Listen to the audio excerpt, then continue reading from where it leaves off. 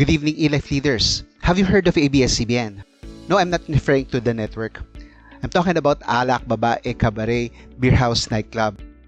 Those are the common temptations where men fall into. Now, let's add two more. Illegal drugs and porn. Do you agree? It's sad when the leader, especially the father, falls into such temptations, because these appeal to their desires, emotions, and the needs of their bodies. That is why we eLife leaders should stick closer to the Lord so that we can avoid falling into such sins, especially when we used to do those things. We used to enjoy them. They were our weaknesses. Now, the enemy will try to get us back to his side by tempting us with one of these things even when we have come to the Lord. Well, for some of you who were alcoholic, it is tempting to drink again to help you forget your problems, or use some courage to do the things that you ought not to be doing because you lose your self-control when alcohol controls your mind. Then you do or say such foolish things or perhaps illegal things. Then you regret doing them after you get back your sanity. And then you make excuses. I was drunk. You should be avoiding them in the first place because evil comes out of you. So in our study today, we will see how David fell into sexual temptation and it cost him so much. We continue with our series, the David Saga, Part 23, the beginning of the fall of David. You can see from the picture, there are a couple of people, David and Bathsheba. I hope that we can take this lesson seriously and carefully. I wish to share 3 lessons from this episode in the life of David so that we can avoid committing the same terrible mistakes as he did. So let's study 2 Samuel chapter 11. The first lesson is letter A, negligence will lead to mistakes and failures. We will be discussing the first 5 verses. David was tempted to do something wrong, that he set aside a very important responsibility that he had, and that is to lead the people of God into battle against their enemies.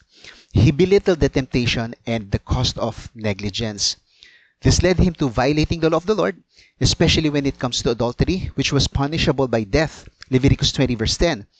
But we will talk more about the verdict of God upon David next week on the next chapter. The last verse of this chapter will serve as the bridge for our topic next week. Let's read verse 1. In the spring, at the time when kings go off to war, David sent YaHWeH out with the king's men and the whole army of Israel. They destroyed the people of Ammon and besieged Rabbah, but David remained in Jerusalem. So from the start, the author sets the expectation for us readers about what kings ought to be doing during those times. Their presence, leadership, and direction and inspiration were needed in the battle, though they may not be actually fighting. It was their duty. Springtime in Israel was about March, April, May. It was convenient for kings to join military campaigns during those months. So there was no reason for David not to join. Yet he stayed in the city. Why? He had other plans. So what he did, he delegated the job of fighting Ammon to YaHWeH, which was not actually wrong. Remember in our last lesson in chapter 10, David gave the responsibility of facing Aram to YaHWeH, and then YaHWeH gave the responsibility of fighting Ammon to his younger brother Abishai. But when Aram reorganized, David himself led the battle. So his absence in the war was quite unconventional. He had a very important role to play, especially at the end of the battle, when he was supposed to finish it. We will see how this works when we get to the end of chapter 12. Now the author tells us that they won. Actually, the battle concluded at the end of chapter 12. Why did David stay in the city? Was he sick or tired? Did he get lazy? Or was he testing YaHWeH? Did he have any good reason to stay there? David was up to something, and it was intentional. He was actually tempted of doing something, and he was looking into it. The author does not directly tell us about it, but it will be implied within the story. Sure, you may say there was no malice on the part of David. I don't think so. Verse 2. One evening, David got up from his bed and walked around on the roof of the palace. Well, it's okay. There's nothing unusual with that. This was probably a place for him to see the whole city. From the roof, he saw a woman bathing, and the woman was very beautiful. And David sent someone to find out about her. The man said, "She is Bathsheba, the daughter of Eliam, the wife of Uriah the Hittite." Was it unusual for David to rise up in the middle of the night and walk around the roof and maybe look at the stars or maybe at the city and see if everything's okay? Well, some of us do wake up in the middle of the night. Sometimes we find it hard to sleep. Did he go out there to look at the stars or to pray? Or he wanted to go to the toilet? Then he saw someone, a woman, bathing. Literally, it means washing. Now, most scholars think she was actually washing herself, so it's bathing. Some people wash before sleeping. It would have been dark. She might have used a lamp. Now, was the woman intentionally trying to get the attention of the king? Did she know that the king was watching him? Well, who knows? The author did not tell us what they were thinking, of course not. So let's ask again the question, why did David go to the roof? Well, I think he woke up because he had urges at that time and he knew about a woman bathing there. Well, did he not have enough wives and concubines to satisfy him? Oh, yes, he did. 2 Samuel 5:13 says he had so many wives and concubines, especially when he moved his capital from Hebron to Jerusalem. So, was it an accident when he saw a woman bathing? In my opinion, no. What should a man do when he sees what he ought not to be looking at?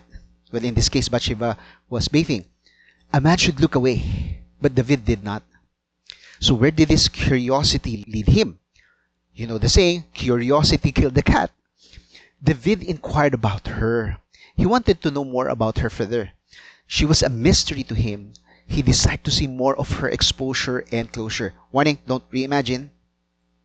David was entertaining the temptation in himself rather than rejecting it. So when David learned who she was and that she was married, what should have he thought and done? Turn away. He should have thought, oops, I can't have her. She's taken. This is not right for me. Erase, erase, erase. Well, lucky guy, whoever the husband is.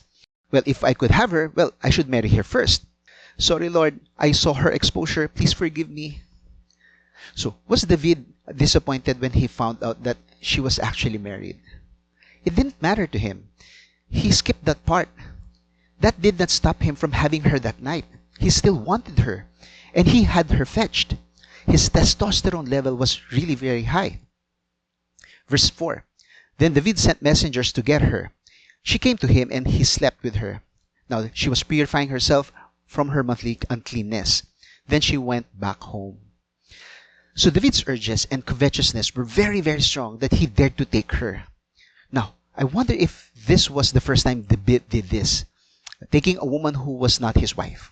Well, who knows? Now, what made this worse was he took the wife of another man. She was not single. This was two sins in one occasion. Did the law give the king the right to get any woman for himself? Of course not. He can only have an unmarried woman. Another man's wife cannot be taken away from him. He cannot force a man to divorce his wife so that the king can have her. Well, King Shaul violated the law when he took his daughter Michal, who was married to David, and he gave her to Paltiel when David was on the run as a fugitive. Well, eventually, David got her back through Avner. The prophet of Islam, Muhammad, gave it a twist. He wanted Zainab to marry his adopted son Zaid. But when he visited them at their house while Zaid was away, he accidentally saw her in a revealing fashion. Eventually, he desired for her, and Zaid divorced his wife so that Muhammad can have her. Actually, Muhammad further prohibited adoption so that Zaid would not be his adopted son anymore. Quran or Surah chapter 33 verse 5. Then he made Zainab with the permission of Allah, chapter 33 verse 37. Now, he may have done things legally, but it was still morally reprehensible. Anyway, back to David. The law does not permit anybody, including the king, to have the wife of another man. To circumvent the law, David had Uriah killed in the battle. But we will discuss that later. The law also says that sex makes a man and a woman ritually unclean. Not sinful, okay? Leviticus 15:18. Additionally, a woman becomes ritually unclean for 7 days whenever she has her monthly period. Leviticus 15 verse 19. Now, here in 2 Samuel 11 verse 4, Bathsheba was still going through ritual cleansing at the time that David slept with her. Well, actually, English translations from Hebrew differ here. I checked out the Hebrew. Even scholarly opinions differ here. Some say that she had just her period, she was going through the ritual cleansing process, and therefore she was impure when David slept with her. Well, some suggest that she purified herself after David slept with her, which was part of the law, before she went home. Whichever the case, they both committed sin and became unclean because of their deed. So whether Bathsheba was a willing participant to this or not, it didn't matter to the author anymore. David was to be blamed. Was Bathsheba surprised to be fetched by the king?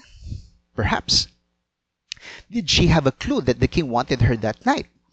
What else could be the reason for being called in the middle of the night? Maybe she knew that the king was actually watching her. Maybe David called her out there and she looked at him. When she was fetched, did she get excited or was she worried? Her husband was away. Well, we don't know. When Bathsheba was brought in, was she helpless in the situation? She should have told David, I'm a married woman and I'm unclean. Well, if in case she was unclean at that time. Or she should have said, this is not right, my lord. She should have rejected him. Or did she desire for David too? Well, he's the king after all. We don't know. We're just trying to psychoanalyze her. Well, actually, it doesn't make any difference anymore. In my personal opinion, she was also tempted. Well, certainly David was tempted and gave into it. Now, if Bathsheba felt flattered, being desired by the king, the temptation was there. Now, that could be an opportunity for her to become part of the royalty that the king desired for her. Well, she was called in the middle of the night. What other possible reason why the king would have her fetched on that night again? Maybe she flirted with him. We don't know. We're not sure. Did David think that the people around him might be turned off by what he did to Bathsheba? Everybody knew she was married. They told him about it. David had so many wives already. Still, he wanted a married woman. He cannot have her after all. And still, he asked her to be brought to him. Verse 5. The woman conceived and sent word to David saying, I'm pregnant. Oh, this is trouble. Now, was David surprised that he got Bathsheba pregnant? Well, what do you expect? He slept with her. Well, it didn't matter to him that she was married and she was fertile. Now, what went to the minds of both David and Bathsheba when they both found out that she was pregnant? Perhaps so many things. Perhaps they were confused on what to do. Well, abortion was a bad choice. It shouldn't be an option. Yes, abortion was also practiced in the ancient times, and it was bad. Now, Bathsheba was most worried because she could be disowned by the king, and she needed to explain her pregnancy, and it could get her into trouble. Let's see what happened next. Letter B. Sin tempts you to cover yourself with another sin. Now, it's dangerous to commit the first sin because it will lead to another. There's a next one. 1 Samuel chapter 11, verses 5 to 13. David attempted to cover his sins against Uriah, the husband of Bathsheba. Uriah became a problem for him rather than Bathsheba or himself. He's actually the problem. Now, Uriah displayed integrity toward David. That's what we will find out in this story. Verse 6. So David sent this word to YaHWeH, send me Uriah the Hittite. And YaHWeH sent him to David. When Uriah came to him, David asked him how YaHWeH was, how the soldiers were, and how the war was going. Remember who YaHWeH was. He was the chief of David's military. Now, David was planning something. He wanted to deal with Uriah himself. Was Uriah in danger from David? Well, not yet. But he didn't know that he was falling into the trap of the king. Did YaHWeH wonder why David wanted this particular man? Maybe not yet. Well, maybe he already knew that David got a woman pregnant, the wife of Uriah. And maybe he already knew the king's trouble that he got this woman pregnant. Now look at this. Imagine how thick David's face was for wanting to meet the husband of the woman he got pregnant. And Uriah had no clue that the king impregnated his wife. The king committed the sin against this man, and still he wanted to see him and pretended like he didn't do anything wrong against him. David sinned against Uriah, an offense that deserves death. Imagine that. David was pretentious toward this man. He was adding sins against Uriah. Now, I mean, how dare you, David? Well, of course, I could say this. I wouldn't dare to say this in front of David if I were there. Yes, I think we should be humble because any man can potentially commit a horrible sin like David. Well, God forbid for any leader, any father, any husband, including me, to commit such offense against the Lord, against any husband, against any woman. That's why we're studying this, so that we can avoid the same mistake that David made. Did Uriah wonder why the king was very interested with him? Maybe he thought to himself, well, I'm not that special. I'm not actually an ethnic Israeli. I'm a Hittite from the fallen kingdom of old. Maybe he was excited to be called. Commander YaHWeH, are you sure that the king wanted to see me? Yes, you go. Maybe he has something special for you. Perhaps YaHWeH responded. We're just making this up. Maybe Uriah was thinking, will I get a promotion? And when he got to the palace and was happily greeted by David, imagine how he humbled himself before the king. Yet David was nice to him, and he was being pretentious, of course, toward Uriah, and the soldier wasn't aware of it. Verse 8, Then David said to Uriah, Go down to your house and wash your feet. So Uriah left the palace, and a gift from the king was sent after him. Why was David giving Uriah a break? Oh, you may be so tired. You deserve a break. Your home misses you. You have served well. You deserve a break. Go home. Well, giving someone a rest during a military campaign may not be unusual, but there was no good reason for giving him that special favor. So by sending the man home, David was hoping that Uriah's drunkenness, he would lose control of himself and celebrate his break from the war by sleeping with his wife. And when he soon finds out that she was pregnant, he would not suspect that it was his child. Do you think that will work? Well, let's assume that Bathsheba learned that she was pregnant when she missed her first period. Well, that would make the fetus about a month old already. And when she gives birth, it would be too late for Uriah to wonder, is not our baby born prematurely? And if he does, maybe he would just shrug it off. The least that he could do is to suspect the king that he got his wife pregnant. If ever he finds out about it, well, can he challenge the king and accuse him of that? Did he have any proof? He would be powerless against David, and no one would believe him or support him.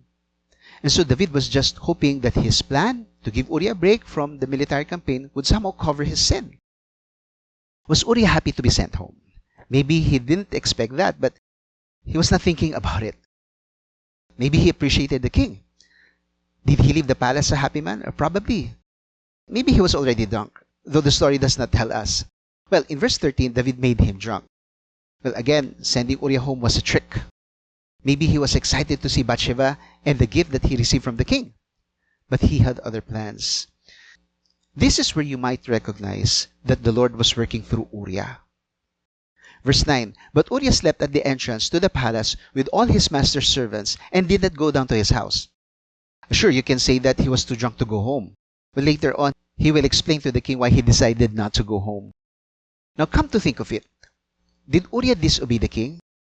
Yes, actually he did. The soldier doesn't usually do that, but Uriah did. Why? Well, we'll read the explanation later, but maybe Uriah thought that David would not take his disobedience seriously. Now, since David's plan failed, was he upset? What will he do next? Verse 10. David was told Uriah did not go home. So he asked Uriah, haven't you just come from a military campaign? Why didn't you go home? Now, I'm not sure what the tone of David was here in this verse. Was he angry? Why didn't you go home? How dare you disobey me? Or was he still nice? Oh, were you not pleased that I gave you a break? Why didn't you surprise your wife that you're back home? Why didn't you go home? Now, actually, I tend to lean on the nicer approach because David didn't punish him and he still wanted Uriah to sleep with his wife. So, in verse 12, he will try again. He will extend the break of Uriah from the military campaign. Well, in either case, Uriah might have thought, why is this a big deal for the king? My sex life is none of his business. Now, let's see how he justified this disobedience to the king. Verse 11, Uriah said to David, the ark and Israel and Yehuda are staying in tents, and my commander Yoav and my lord's men are camped in the open country. How can I go to my house to eat and drink and make love to my wife? As surely as you live, I will not do such a thing. Oh wow, Uriah was really showing some integrity here, unlike David, who was planning something wrong against this man. We see Uriah giving a very good explanation. Look at his answer. These were crucial moments of their military campaign against Ammon. The ark was out there. Everybody was out there in the open country. I needed to be there. My mind is there. Well, actually, the king had to be there, and his mind wasn't there. And because of that, I cannot afford to disrespect everyone else by enjoying the luxury of being at home and enjoying my wife. I think Uriah was confident in his explanation here. He believed that the king would accept his reasoning. What he did was better and righteous. He took the high road. And David, of course, would understand him. He would excuse his soldier. He would not bring him to a military court. Well, David is the military court. I think he was proud, not arrogant, to tell David that he was a good soldier and that the king would be proud of him. Maybe Uriah thought that sending him home was a test from David.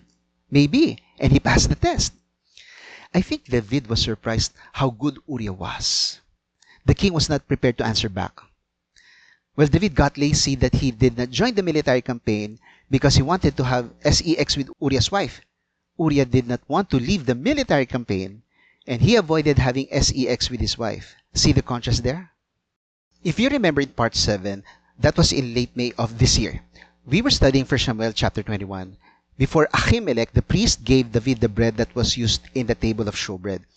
David said in verse 5, "Indeed, women have been kept from us, as usual, whenever we set out. The men's body are holy even on missions that are not holy. How much more so today?" So what's the context of that? Normally, during a military campaign, Israeli soldiers avoided having sex with their wives because the law says in Leviticus 15 verses 15 and 18, having an emission will make a man unclean. Not sinful, again, ritually unclean. And so Uriah was observing the law. He did not break the law because David gave him a break. David broke the law for having sex with Uriah's wife during a military campaign. And perhaps when she was still unclean, and he made himself unclean as she was going through the 7-day ritual cleansing after her monthly period. Some Bible commentators would also quote Deuteronomy 23 verse 9, that soldiers ought to keep themselves clean during a military campaign. Well, actually, I'm hesitant about that because that would be stretching what the verse really says. Soldiers having sex with their wives during military campaign is not actually committing evil, which Deuteronomy 23:9 says. Well, anyway, now Uriah considered himself still in active duty by not going home, by sleeping at the entrance with the other servants. He deemed it improper to enjoy sleeping with his wife while everyone else was still in the military campaign. So it was disrespectful of his fellow soldiers. Verses 12 to 13. Then David said to him, "Stay here one more day, and tomorrow I will send you back." So Uriah remained in Jerusalem that day and the next. At David's invitation, he ate and drank with him, and David made him drunk. But in the evening, Uriah went out to sleep on his mat among his master's servants. He did not go home. Did David feel guilty about Uriah's justification? He's giving the right reason for not going home and spending time with his wife and enjoying his wife. He said, "As surely as you live, I will not do such a thing." Well, David did such a thing. Uriah recognized the higher ethic, the respect that he had to give his fellow soldiers compared to the unusual, although legal, command of the king to spend time at home. Now, this is the more important question. How did David feel about his failed plan? Uriah did not go home to sleep with his wife. We will find out that evil was creeping into his mind when that failed. So again, Uriah did the right thing. Now, why did David want Uriah to remain in Jerusalem? Was he making him feel relaxed and take off his mind from the war? Was he trying to remove Uriah from all the worries of the war and enjoy the 2-day break? Then on the following day, he could make him drunk again and persuade him to take a rest at home and hopefully desire for his wife and be intimate with her? I think so.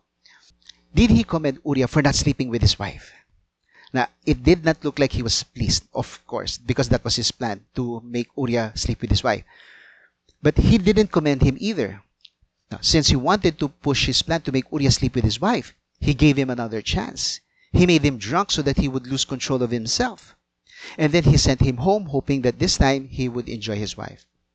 That's the reason why David wanted Uriah intoxicated. Now think of this. Why do men have strong urges to have sex when they're drunk? Well, because it's part of man's nature. When a man is sober, he controls his urges. But when he's drunk, he loses that control. His animalistic instincts take over. So that is why some men rape women when they are drunk. However, in this case, Uriah still decided not to go home and desire for his wife. His desire was to help his people win the war against Ammon. Well, you could also say that he was too drunk to reach home. Well, we don't know. Maybe that's a good explanation, actually. But it's like this. If David really wanted to be successful at his plans to make Uriah reach home, he could have ordered his men, "Bring Uriah home. He's too drunk. Carry him to his house." Do you understand that? But David didn't do that. Maybe he didn't think about it. Has David not seen God's hand in all his attempts to cover his sin? He already failed twice. Still, he didn't see God's hand intervening in the situation by not allowing Uriah to go home and be intimate with his wife, which would have covered David's sin. Uriah showed integrity before the king. He would not sleep with his wife while all his fellow soldiers were in a military campaign. There you see, God may stop intervening if you refuse to repent. This is very dangerous. Verses 14 to 27. Since David could not be stopped with his attempt to cover his immoral acts, God decided to let him fulfill his ultimate plan against Uriah. The king became a murderer. Oh wow. Just like what Paul said in Romans chapter 1 verse 24, God gave them over in the sinful desires of their hearts to sexual impurity. God gave them over. In other words, God was saying, I'm not going to stop you anymore because you couldn't be stopped. Verses 14 to 15. In the morning, David wrote a letter to YaHWeH and sent it with Uriah. In it, he wrote, put Uriah out in front where the fighting is fiercest. Then withdraw from him so he will be struck down and die. David was very angry.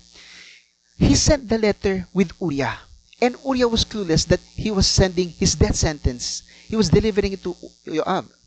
The content of the letter were instructions to YaHWeH how to get him killed in the battle. He made YaHWeH, the commander of the army, part of his evil plan. The command was very explicit. There was no hidden message in it. It was a direct command how to have him killed. YaHWeH did not devise a plan how to have Uriah killed. David laid that down for YaHWeH. At least Uriah would look like a hero for dying in a battle. And no one would suspect it was a setup from David. It was a treacherous plan from the king. See how bad David has become here?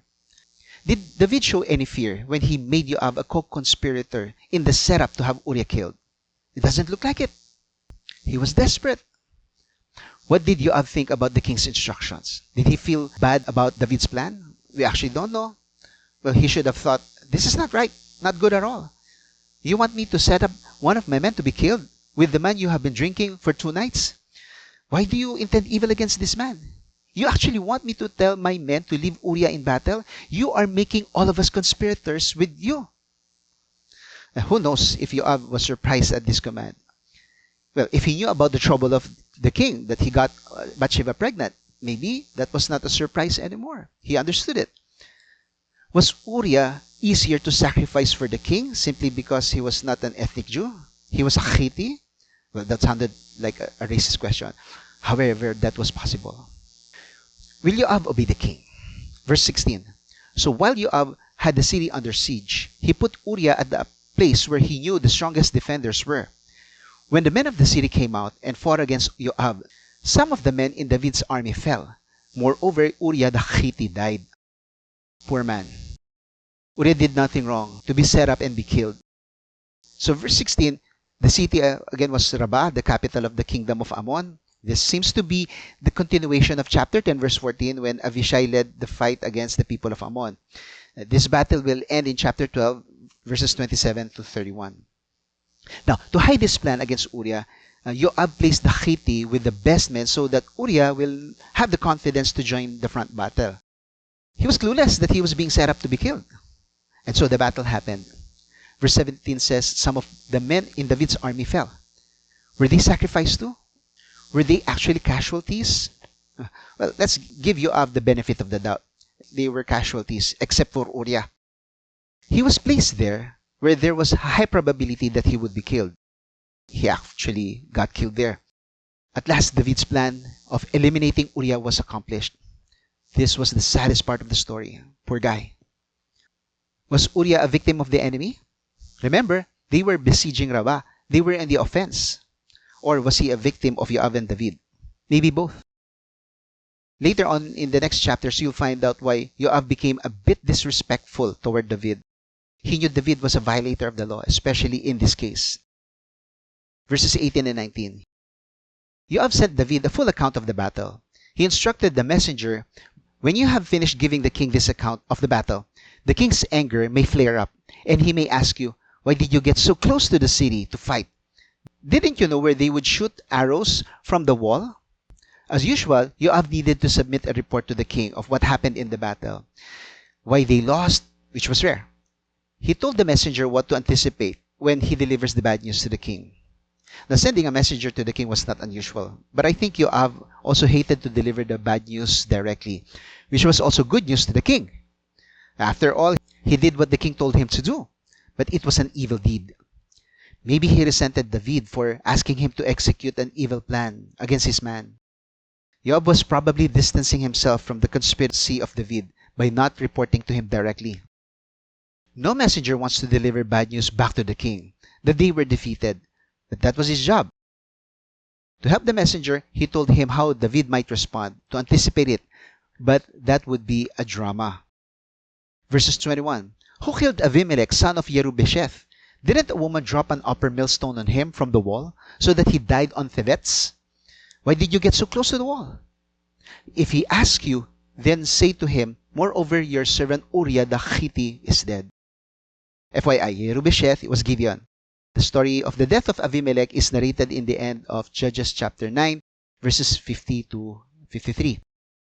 Abimelech means my father is king. The people of Israel wanted Gideon to be their first king, but the judge refused to become one. However, he and his family practically lived a life of royalty.